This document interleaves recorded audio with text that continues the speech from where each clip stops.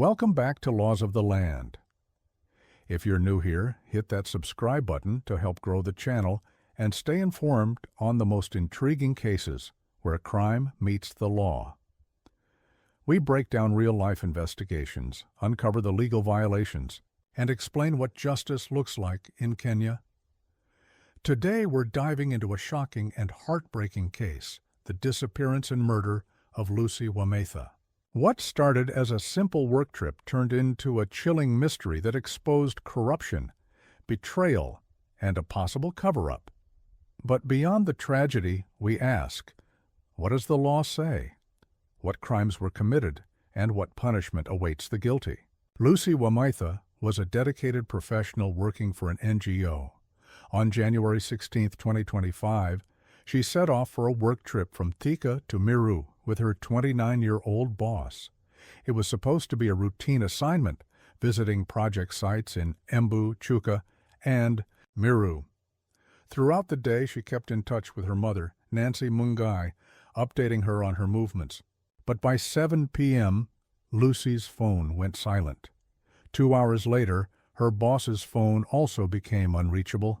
Something was terribly wrong. Her mother, growing more anxious by the minute, waited the entire night. But Lucy never returned home. According to Kenyan law, if someone is taken against their will, it is considered kidnapping under Sections 253 and 259 of the Penal Code.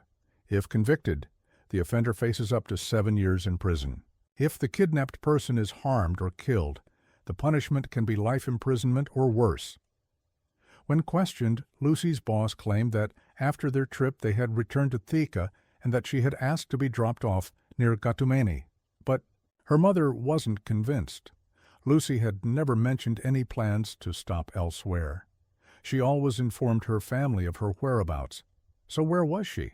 In the days before her disappearance, Lucy had confided in her mother about serious tensions at work. She had discovered mismanagement of donor funds at the NGO.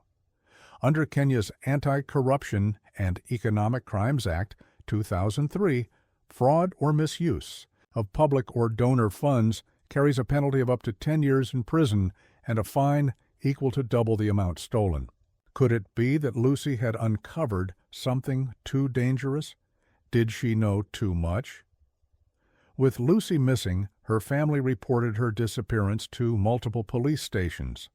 Social media exploded with missing person reports, and Kenyans rallied together, hoping she would be found alive. The DCI, Directorate of Criminal Investigations, took over the case, interrogating her employer and colleagues. But even as the search intensified, no one was prepared for what came next. Weeks later, a horrifying discovery was made in River Sagana, Kirinyaga County. A partially burned, mutilated body was found. DNA tests confirmed it was Lucy Wamaitha. Under Section 203 of the Penal Code, murder is defined as the unlawful killing of another person with malice aforethought. The penalty, death, or life imprisonment. Under Section 204, Kenya still has the death penalty for murder, although in most cases, judges opt for life imprisonment. Lucy was not just killed. Her body was mutilated and burned, a clear attempt to destroy evidence. This leads us to another crime. Under Section 116 of the Penal Code, anyone who destroys, conceals, or tampers with evidence commits a serious offense punishable by up to 5 years in prison or a fine. Whoever disposed of Lucy's body was trying to erase all traces of her existence. But justice always catches up. After weeks of investigation, her boss was arrested as the prime suspect in her murder.